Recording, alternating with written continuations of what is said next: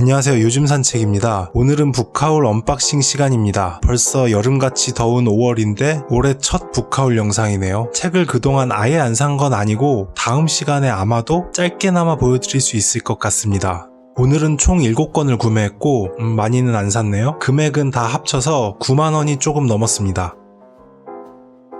제일 처음 나온 책은 이 책부터 보여드리겠습니다. 안성훈 작가의 돈 버는 주식은 따로 있다. 지난달 제가 참여하고 있는 독서 모임에서는 주식 관련 책을 읽었습니다. 월가 아재의 제2라운드 투자 수업. 굉장히 쉬워 보이는 책이었습니다. 쉽게 읽히는 책이죠. 그런데 저는 왜 어려웠을까요? 저는 주식에 대한 지식이 거의 0g에 수렴하기 때문에 주식 관련 용어가 나올 때마다 까만 게 글씨요 흰 게 종이구나 이 생각밖에 할 수 없었습니다. 노후를 위해서라도 주식에 미리미리 관심을 갖기는 해야겠는데 아는 건 없고 주식 관련 책 중에서 쉬운 책을 고르고 찾던 와중 굉장히 우연한 기회로 이 책을 찾았습니다. 이 책의 저자 안성훈 작가님을 정말 기묘한 인연으로 만나게 되었고 자신의 두 번째 주식책이 나왔다고 자랑스럽게 얘기를 하셨습니다. 이 책을 쓰면서 본인의 초등학생 딸을 옆에 앉혀놓고 매 페이지마다 모든 문장을 하나하나 다 이해할 때까지 끝없이 고쳤으면서 최대한 쉽게 썼다고 얘기를 했습니다. 게다가 심지어 이 책에는 구체적인 종목도 찍어놨다고 합니다. 물론 보수적인 종목을 찍었겠지만 어쨌든 그런 어마어마한 리스크를 스스로 짊어지었다는 점이 굉장한 호기심을 일으켰고 바로 이 책을 주문했습니다. 어쨌든 이번에는 주식이라는 걸 조금은 이해하겠죠? 혹은 자신의 딸이 영재라는 걸 과시하기 위한 작가의 기만이었는지 제가 직접 한번 확인해 보겠습니다. 두 번째로 보이는 책은 천명관의 고래.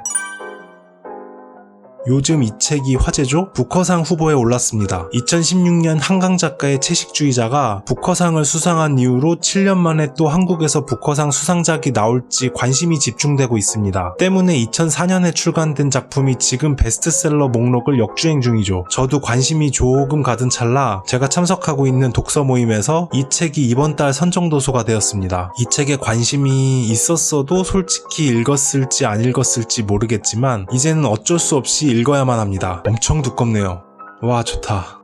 많은 사람들이 재밌다고들 하니까 기대해보겠습니다. 한강 작가의 채식주의자도 개인적으로 굉장히 인상 깊었었기 때문에 이 책도 기대를 안 할 수가 없습니다. 좋습니다. 세 번째로 소개해드릴 책은 고전작품 니콜라이 고골의 외투입니다. 이 책은 예전에 다른 북튜브 채널에서 소개를 받고 장바구니에 넣어두었다가 다른 우선순위에 있던 고전작품들을 다 구매해서 읽고 몇 개월 만에 이제야 만나게 되었습니다. 애초 장바구니에 들어가게 된 가장 큰 이유는 짧아서 뭔가 만만해 보여서 제가 의외로 또 안톤 체호프의 팬이기도 해서 러시아 문학이 그래도 친숙한 편이고 어쨌든 제가 믿는 북튜브 채널에서 호평을 하고 추천을 받았기 때문에 그걸 믿고 구매를 했습니다. 작가에 대한 정보가 전혀 없어서 살짝만 찾아보았는데 니콜라이 고골은 우크라이나 태생의 러시아 문호. 이 나라도 정말 복잡한 것 같습니다. 그만 찾아보겠습니다. 네 번째로 소개해드릴 책은 배명훈 작가의 SF 단편소설집 미래 과거 시제입니다. 배명훈 작가님은 한국을 대표하는 SF 작가 중 한 명입니다. 개인적으로 국내 SF 작품을 굉장히 좋아하는 편인데도 배명훈 작가님의 책은 제대로 읽어본 적이 없었습니다. 예전에 팬데믹이라는 주제로 6명의 SF 작가들이 한 편씩 집필하여 묶은 책이 있었는데 이 책입니다.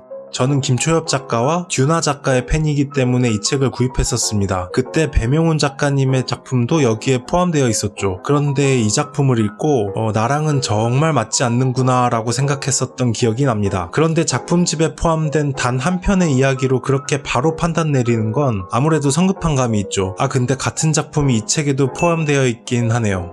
아무튼 마침 신작도 나왔는데 매우 눈에 띄었고 또 마침 제목도 너무나 끌리는 제가 좋아하는 시간에 관련된 제목이고 기대를 안고 냅다 구매를 했습니다. 이번 기회에 배명훈 작가님에게 입문할 수 있을지 기대를 안고 읽어보겠습니다.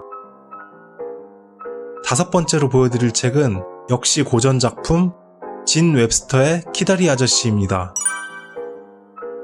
누구나 들어봤지만 아무도 읽지 않는 책이라는 타이틀에 부합하는 고전 작품이라는 것을 하나하나씩 깨부시고 있는데 이 책도 읽어볼 때가 된 것 같습니다. 당연히 어려울 것 같지 않아서 골랐고 중간중간에 이런 사파들이 많이 끼워져 있어서 읽기에는 보다 좀 편해 보입니다. 근데 사실 보다 보니까 이 책이 고전 소설이 맞나 싶어요. 고전 동화에 가깝지 않을까. 만약에 제가 어렸을 때 책을 많이 읽는 올바른 어린이였더라면, 하다못해 EBS에서 해주는 교육용 만화 영화라도 잘 챙겨보았더라면 이 책의 내용을 어느 정도는 숙지하고 시작했겠지만 지금 저는 완벽한 백지 상태입니다. 키다리 아저씨가 어려운 사람을 몰래 도와준다는 대명사로 쓰이는 것 정도만 알고 있습니다. 재미가 있든 재미가 없든 이 책도 따로 리뷰는 하지 않을 것 같습니다만 한 줄 평 정도는 남겨보겠습니다. 여섯 번째로 소개해드릴 책은 우리가 다 알고 있는 앨런 알렉산더 밀른의 곰돌이 푸입니다. 놀랍게도 고전 작품입니다. 요즘은 고전을 좀 더 많이 읽도록 노력하자 이런 생각을 가지고 있습니다. 근데 이렇게 만만해 보이는 작품이 나오면 일단 장바구니에 넣어놓죠. 그래도 곰돌이 푸는 좀 너무하다 싶어서 미루다가 이번 달에는 TO가 많이 남아서 그냥 같이 구매를 했습니다. 근데 진짜 이거야말로 동화책이네요. 글씨도 크고 그림도 많고 뭐 어쩔 수 없죠. 아무튼 생각해보니 곰돌이푸 캐릭터는 잘 알지만 이 만화를 본 기억은 별로 없습니다. 솔직히 어떤 스토리인지 궁금하지도 않지만 그래도 고전 작품이고 제가 애정하는 더 스토리 출판사 초판본이 나왔으니 열린 마음으로 읽어보겠습니다. 기대감은 많이 없습니다. 마지막으로 보여드릴 책은 프랭크 브루니의 에세이 상실의 기쁨입니다. 상실의 기쁨, 제목만으로도 뭔가 마음의 위안이 되죠? 원어로는 그늘의 아름다움 정도가 되겠습니다. 특히 요즘같이 다들 많이 어려운 시기일수록 이럴 때는 이런 책을 가까이 끼고 있는 게 정신건강에 좋습니다. 평도 매우 좋고 어렵지도 않다는 얘기도 들었고 북카울 할 때 에세이도 한 편 없으면 섭섭하니까 겸사겸사 가장 적절한 위치에서 이 책을 만난 것 같습니다. 이 책을 따로 소개하지는 않을 것 같기는 한데 혹시나 많이 괜찮으면 따로 독서 정리 영상이나 뭐 어디서든 한 줄 평 남겨보도록 하겠습니다.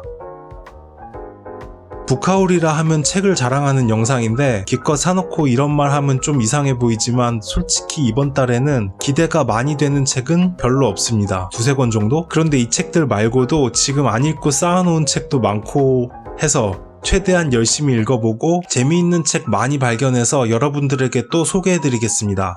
그럼 재미있는 독서 하시고 저는 다음 영상에서 다시 찾아오겠습니다. 감사합니다.